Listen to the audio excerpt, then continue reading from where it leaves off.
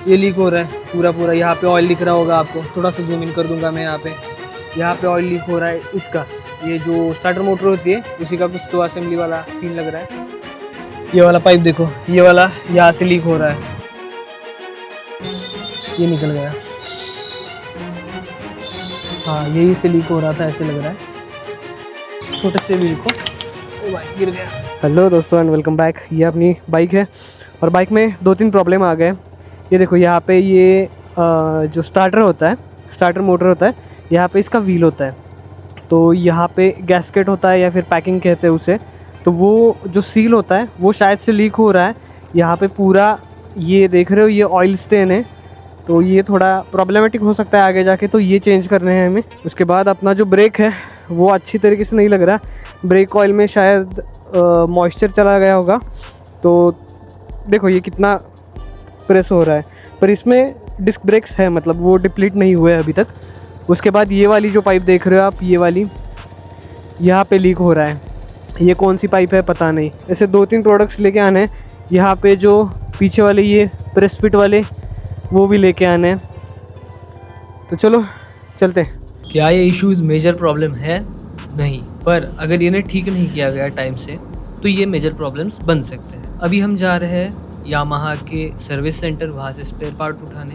तो ये spare parts कुछ मिले हैं हमें, सारे स्पेयर पार्ट्स नहीं मिले हमें। जो ब्रेक ऑयल था वो मिल गया है। लेफ्ट साइड में जो स्टार्टर मोटर का असेंबली का केसिंग है उसका ओरिंग मिल गया है और प्रेस फिट स्क्रूज मिल गए हैं।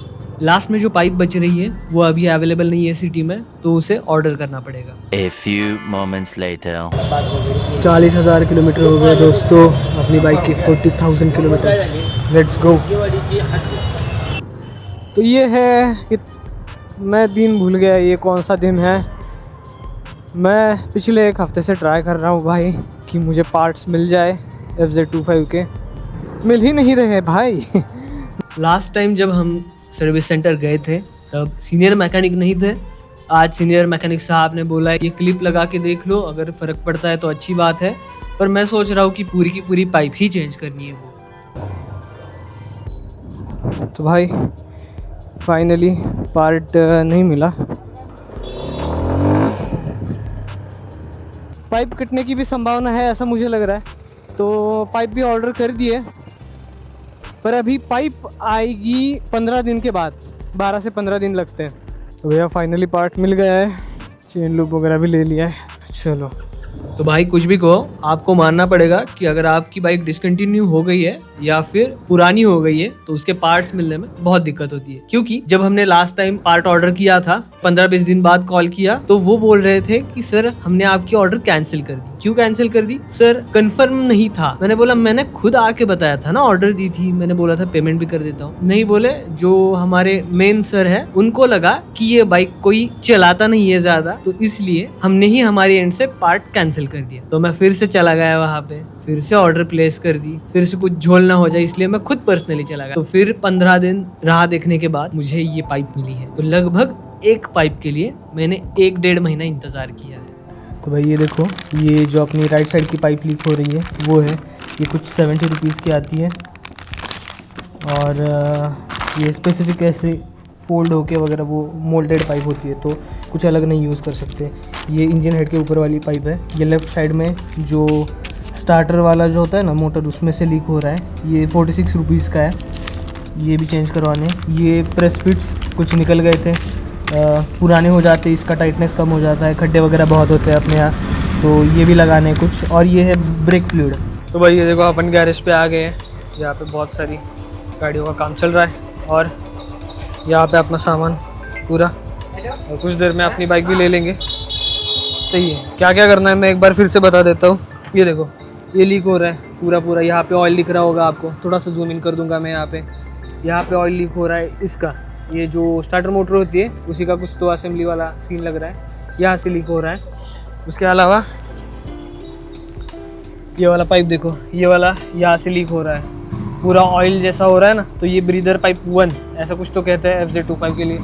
तो ये चेंज करना है, तो आई गेस उसके लिए ये सब निकालना पड़ेगा। तो थोड़ा देर लग सकता है, पर लेट्स सी क्या क्या होता है। उसके बाद ये ब्रेक मैंने कहा था, ये बहुत बार ऐसे एंड तक आ जाता है, तो इसमें मोस्टली एयर पकड़ गई होगी या फिर मॉइस्चर, तो उस वजह से तो ब्रेक फ्लूइड भी पूरा ब्लीड करना है, आगे वाला पीछे वाला दोनों।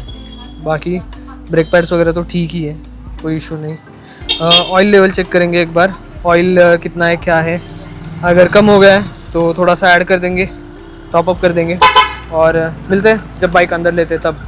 ये वाली जो पाइप है, ये वाली, तो ये कहाँ पे जा रही है वो देखने के लिए हमने ये सीट ओपन कर दी है, ये पूरा ओपन कर दिया है। ये भी सब कुछ खोलना पड़ेगा, इस साइड का उस साइड का, फिर देखते हैं। मुझे तो ऐसा लग रहा है कि ये टंकी भी निकालनी पड़ेगी।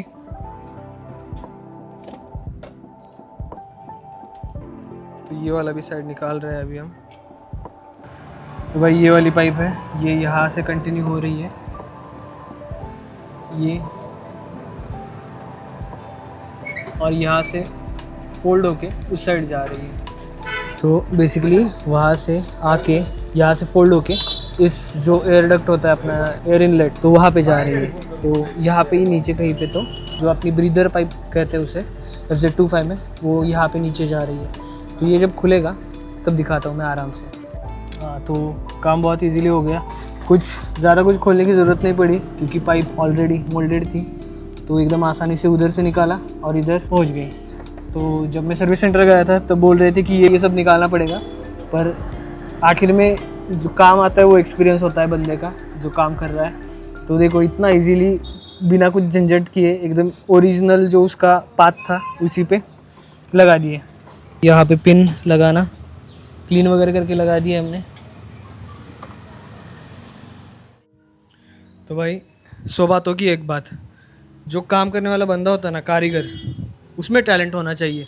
आपको टैलेंटेड बंदे कभी मिल सकते हैं, अगर ऐसा टैलेंटेड बंदा हो तो एकदम आसानी से काम हो जाता है। तो भाई ये वाली है पुरानी पाइप जो यहाँ से लीक कर गई थी। तो बाइक को 3-4 साल हो गए, तो ठीक है, ये नॉर्मल चीज़ है एकदम।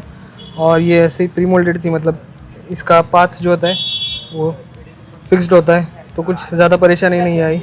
चलो साइड पैनल्स लग गए, सीट लग गई है, सब कुछ लग गया है, ये हो गया सही में। मुझे लगा बहुत देर लग जाएगी पर बहुत आसानी से हो गया काम। उसके बाद अभी हमें करना है ये वाला।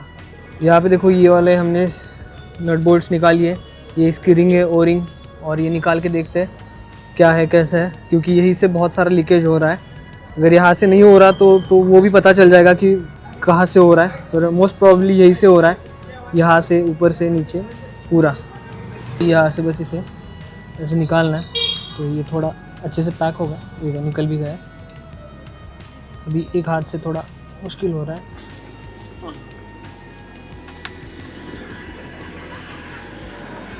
सारे साइड से थोड़ा थोड़ा पुश करोगे तो ये फ्री अप हो जाएगा। और ये देखो ये निकल गया।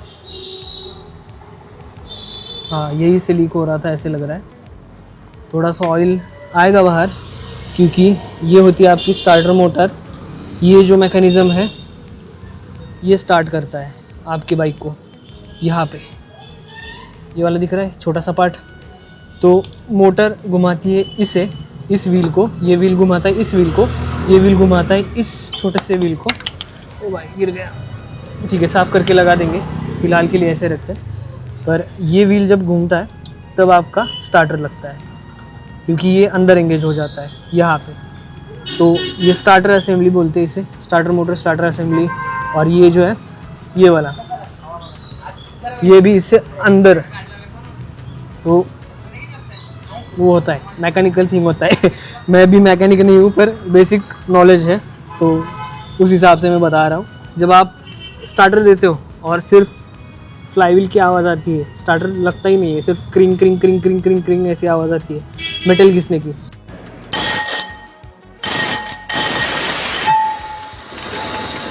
तो मोस्ट प्रोबेबली वही होता है कि ये वाला पार्ट ख़राब हो गया है या फिर ये वाला पार्ट। तो इन ये इन तीनों में से पार्ट में से एक कोई तो पार्ट ख़राब हो गया होता है।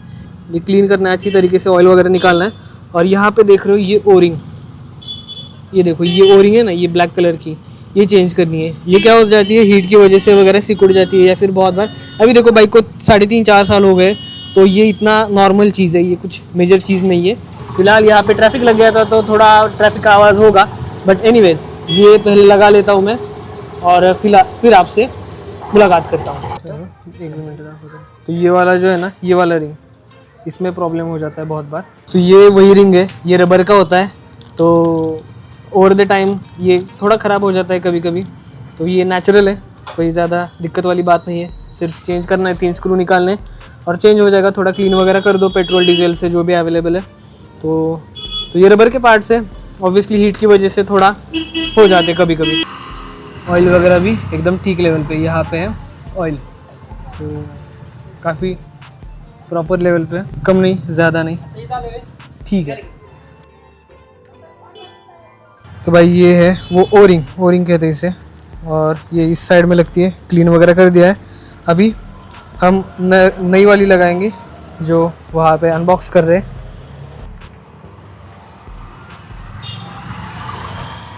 लग गई इजी, एकदम आराम से। ओके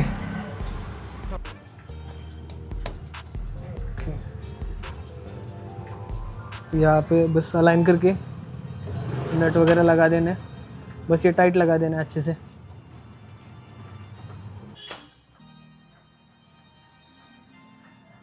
ये है प्रेस फिट वाले स्क्रूज, तो ये यहाँ लगाते हैं। तो ये कुछ निकल गए थे ऑब्वियसली, मतलब प्लास्टिक टाइप होता है तो वो निकल जाता है अगर ज़्यादा उस पर प्रेशर वगैरह आता है। तो ये देखो यहाँ पे प्रेस करना है, थोड़ा नहीं है इसलिए। ये .4 वाला ब्रेक ऑयल है, अलग अलग टाइप के होते हैं, .4, .5 वगैरह, तो वो आपके बाइक के हिसाब से देख लेना। मतलब अगर आप FZ25 वाला देख रहे हो तो .4 ही डलता है। जितना हो सके ओरिजिनल स्पेयर पार्ट्स ही यूज़ करो। यहाँ से ओपन कर दिया है, ये होता है ब्रेक फ्लूइड। मोस्टली ये ध्यान रखना है कि ये कलर पे ना गिरे और इसे खाना मत वहाँ से नीचे से निकालना है, थोड़ा लूज़ कर देना है स्क्रू। और ये पाइप आती है, मतलब आप लगा सकते हो, और यहाँ से ब्लीड करना है पूरा।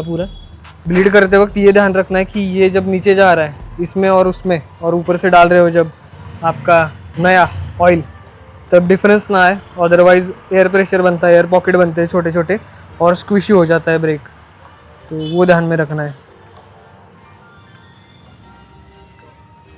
ये देखो एकदम कंट्रोल्ड वे में ब्लीड करना है। ये आपको ब्रेक प्रेस करते रहना है, जैसे ही प्रेस करते रहोगे यहाँ से पंप एक्शन आपका ऑयल बाहर आते रहेगा। तो अभी ये सबसे इम्पोर्टेंट स्टेप है, ऑयल ऊपर से डालना है, प्रेस करना है और धीरे धीरे बिना कोई गैप बनाए नीचे से नया ऑयल निकलने तक प्रेस करते रहना है। और ये देखो ये हम डाल रहे हैं नया ऑयल, ये थोड़ा सा क्लियर लिक्विड आ रहा है। ये ऊपर का ब्लैडर टाइप होता है, इसके ऊपर प्लास्टिक का आएगा, ये भी अच्छी तरीके से लगाना है। इसमें अगर कोई लीक होगा तो मतलब एयर या फिर मॉइस्चर अंदर जा सकता है।